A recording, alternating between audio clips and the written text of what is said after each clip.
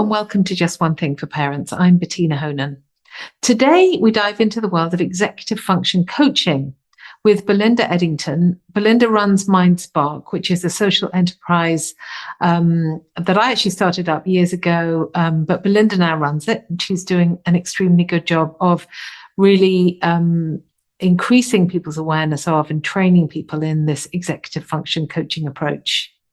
So she starts off by talking a little bit in the episode about what executive functions are, and then quickly we move on to discussing what coaching is. It's becoming more and more popular, actually, for parents to be told, you could get your kids an executive function coach, but a lot of parents don't fully understand what that means. So she talks about the difference between coaching and therapy and tutoring, which are all slightly different, how the coaching can build executive function skills, and talks a little bit as well about the power of asking questions in conversation at home and how we can have these meaningful kind of coaching conversations, even when we're not employing a coach to come work with our children. So please keep listening to my episode with Belinda Edington. So welcome, Belinda. Thank you so much for joining me today. Oh, thanks, Bettina. So the question for you is, what's just one thing parents should know about executive function coaching? And maybe you could start by just saying a little bit about what executive functions are, why they matter, and what executive function coaching is. Yeah, absolutely. I think that would be useful. And I think sort of executive function skills, although sometimes people first hear of it, they think of an executive. Yeah. And I think in a way, it does relate to that, because it is the executive of who's making those executive important decisions about how we manage our emotions and our behaviors and our actions. And really the skills that help us self-regulate. And I think I just described some of the, these abilities and cognitive skills, how they support us. So, as I said, they help us manage our attention. They help us regulate our impulses and our emotions. So that kind of self-regulation. But they're also really important to help us to think about our thinking. So being self-aware of our thought processes and our behaviors, and having some agency to control how we are behaving. There's also some of the other really important executive function skills are being able to think flexibly. So that's really important when we're solving problems, or we need to adapt when a situation isn't going according to how we thought it might. So these are all cognitive skills. And I think also there's a lot of executive functions also help us manage our tasks, whatever that might be. So they help us in the moment manage our tasks. And importantly, they help us draw on past experiences of what we've done in the past. And also, they help us with future planning. So executive functioning and being able to have a vision of what might be different and how we're going to achieve something in the future, that ability also feeds into an ability of executive functioning. And there's a lot of things they do. They seem very important. they do. I think they're sort of that conscious ability for us to be that thread of drawing past experience in the moment and the future. And when we're thinking about what we might be doing in the moment, we really have to manage our time and focus on what are we going to do first? We've always got lots to do, but how am I going to focus my energy and attention? And, we are all managing a huge amount of information in all of our senses, particularly in this digital world where we are bombarded with interesting things that are trying to grab our attention. And we have to be able to be focused and set goals and stick to them. So that's a little bit about what are these cognitive skills that are executive function skills. And I suppose we don't want to go too far down this track, but there might be a question parents are having about, why does my child struggle? Are the kids, some kids that just struggle, some kids that aren't? Is it something I did? Yeah. Well, I think absolutely. We've all got a range of skills that we find easier and some elements that we find more challenging. And I think there's lots of different things that can be impacting our executive functioning in the moment. And I think one big one can be influences from our genetics, and particularly neurodivergence. So, for example, there's quite a big overlap with ADHD and executive function challenges, and that could be both in relation to attentional control, but also emotional control, and those aspects, response inhibition, so being able to manage impulses and behaviors sort of in the moment.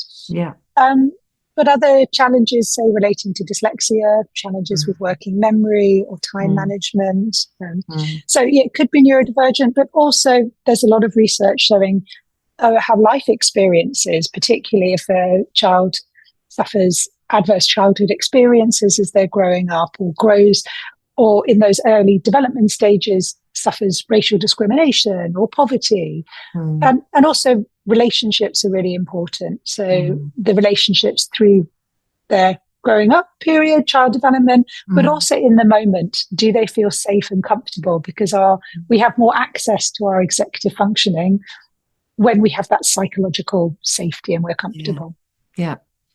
But there are some kids where they don't develop so automatically, and kids can really struggle. It can have a really negative impact on their life. And I suppose that's the time when a parent might hear about or be advised to get an executive function coach. So perhaps it's a good time just to say a little about what is that, and how is that different from therapy or from tutoring? Yeah.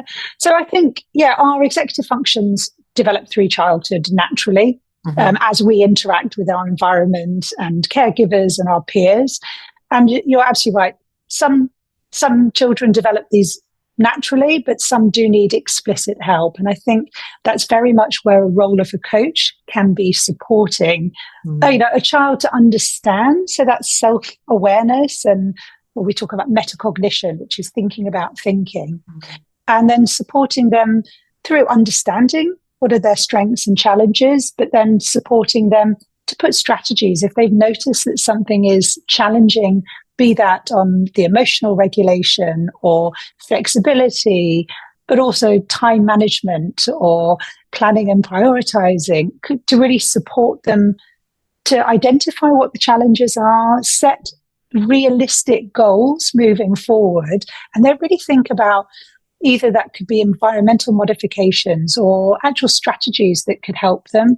And this it covers so many different areas. So really could be supporting if someone is anxious, or, going into school, could be strategies to help with that. But it also could be really practical, sort of supporting someone managing, particularly, for example, a transition into secondary school, having to manage, all of their schedule and homework, supporting them on those practical ways. Yeah. And just to answer the difference between a coach and a therapist. So a coach is really working very collaboratively, person-centered, working with an individual and supporting them to set meaningful goals looking forward. So it is very relational. It is about connection, about curiosity, and about the coachee having insights to themselves. However, it's very practical and forward moving. Whereas, a therapist, there is some overlap in terms of having that connection and reflection, but a therapist also will be looking to the past influences about what might have been, unpicking that and having more conversations looking in that respect. Yeah, no, absolutely. And a tutor is more kind of teaching content, although I think have a tutor who does a bit of executive function scaffolding, but I like that. So it's very goal directed. It's really forward thinking. It's very practical. It's setting small things, thinking about strategies, setting the child up to go off and try something. Yeah. And then they come back and see how it went.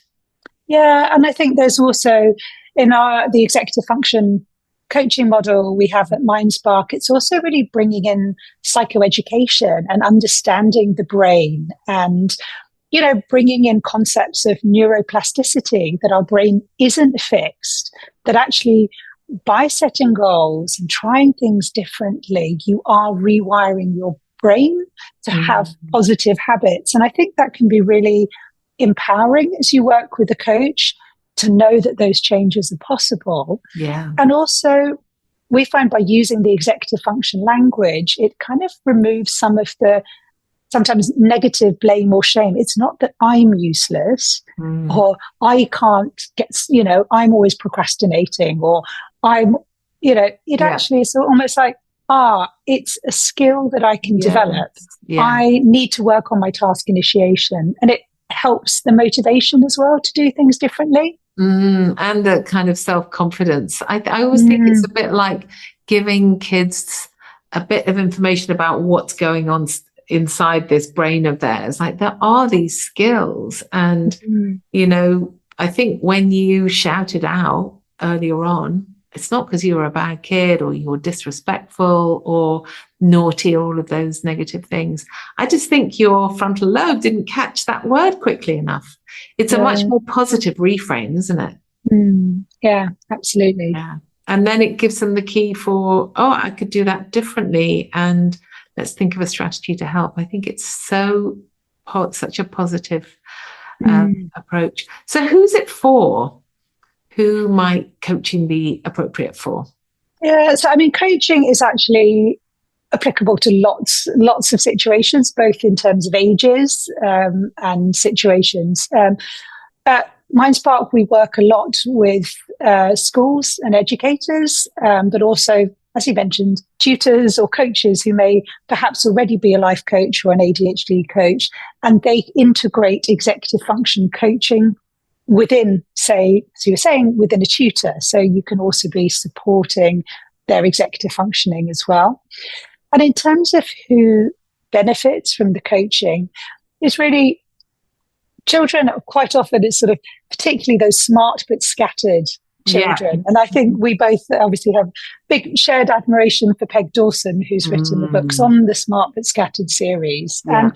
And, sort of motivated to make a change is important, and helping putting those strategies in place. Yeah. And it could be children who perhaps have a diagnosis, who are neurodivergent. However, it's by no means limited to that. And Bettina, we've spoken before, haven't we, moving away from a sort of a diagnostic model. Actually, if we can give a name to some of those challenges and support an individual irrespective of any diagnosis, we're really helping them in a bespoke way. So, for children, but we also, coaching can be relevant for adults as well. But as I said, we work a lot with schools supporting children who need just some help and structure learning those skills. Is coaching for all ages?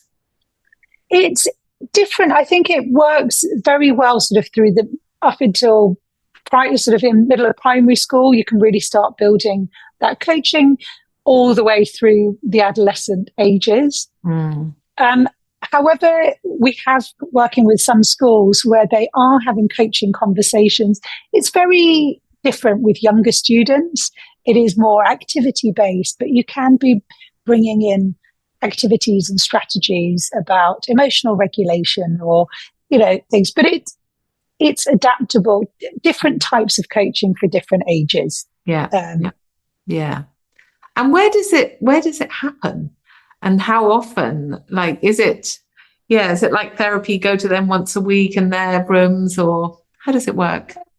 Again, there's lots of different ways where Mindspark coaching is used. So absolutely, when we're working with schools or many coaches who've trained with us, will be able to offer, say a block of executive function sessions, very much like having a tutor who you would see weekly. And with a tutor, sometimes it could be a short range of sessions, so maybe 8 sessions, and actually you feel like that's really laid a foundation and that's fine. Whereas there are some other individuals who will really value that relationship with a coach and work for much, much longer. Yeah. However, we have been working in collaboration with schools where we've been training up teachers who are working in schools to be delivering coaching as well. And that format becomes more flexible. So sometimes there have been group coaching sessions in schools where it's sort of run as, an executive function after school club where they're getting support. So it can be more flexible, but that sort of regular contact where you can develop a relationship between the coach and the coachee and be working on goals and checking, how did that goal go? Was it the right goal? Do we need to change it? And just having that working with and alongside someone relationship. That can really work. Yeah. Okay, wonderful. So what about, let's say we have a parent who is thinking their child is struggling with executive functions. Maybe they have a diagnosis, maybe they don't. Maybe they're getting into lots of fights and battles with their kids, which often can happen, I think, when kids struggle with these skills. And they're thinking, is coaching right for me? What kind of advice would you have for them? Where to start? Yeah, so I think it's having, as a parent, I think the first thing to start is really understanding yourself about executive function skills. I really, and my journey, I'm a parent as well, and I sort of began to learn a lot about executive function skills supporting my children. I have 3 children who are all neurodivergent, and understanding how to best support them. And that, I would say, is the first thing to do, really understand. And I think one of the important ways is be having conversations with your child and, having that dialogue. And I think looking for coaching, it can be, as I said, through the school. So we could be having a conversation with the school, could be looking around at various different organizations who are offering executive function coaching. I think when looking for a coach, having that willingness from the young person to want to do coaching and motivation is so important. So important. And having the right relationship. So for anyone who is looking for a coach, it's speaking to a number of different coaches and making sure that genuine connection is there and it's right between your child and they want to give it a go. And I think as well, sometimes it could be coaching might not be right for them at that time, but it might be right to offer it again in a month's time or 6 months' time. There's something about making it a almost without expiry kind of offer for coaching that is there for when they're ready. Yeah. And I think there are little things that parents can do, can't they? In fact, I did do a podcast with Peg Dawson, so we'll put a link to that in the notes, where she talks about I think it's a great way she puts it. It's a 5-minute intervention and you have to do it for 2 years, 5 years, or maybe forever. Well, I think, some of the best strategies actually are very simple. It's about the commitment to keep using them. And I think also one thing that can be done is really having those coaching conversations in your home with your children. And I think one thing that's been really important, and we talk a lot about sort of being aware of your conversation. So if we think of conversation could be anywhere on a spectrum of sort of very directive to very, very open, curious coaching conversations. And I think bringing that language into your home and being very aware of when you're being directive and when you're asking questions, because that you're really teaching your children to be thinking about what's going on for them and coming up with their own solutions. Yeah, that's great. So before I ask you the just one thing for parents, just tell us a little bit about Mindspark, because you've mentioned Mindspark, but what kind of things, resources and things could parents find through your organization? So we are a non-profit social enterprise, and we work with a lot of schools and organizations to support them to be understanding executive functioning. And through those organizations, we do work with parents. So when we're partnering with schools, we will be supporting their parents through that model. We are growing our network, so we would like to hear from all parents. And as we grow, we will look at doing more resources and contents for parents. I said at the moment we're predominantly working through schools. Yeah. But I think looking at resources, there's a lot online. I think you mentioned Peg Dawson's. We were talking about Peg Dawson's work, but her Smart but Scattered series is really, really helpful. And I think just taking an interest in looking for executive function skills as parents, but as Mindspark, we'd be really happy for you to be part of our network. We do have a newsletter where we're often sending out resources that are useful for parents, including your podcast quite often gets a link on our newsletter. Thank you. Okay, so if you had to say just one thing that parents could take away from this conversation if their children are struggling with executive function in regard to coaching, what would it be? Yeah, I think you don't need to be a coach to have coaching conversations at home. Nice. And asking questions is way more powerful than giving answers. Yeah, that's a great way to end. I love that.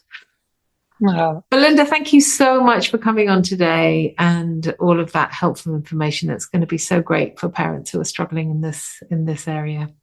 Oh, brilliant. Thank you very much, Bettina. It's such a pleasure.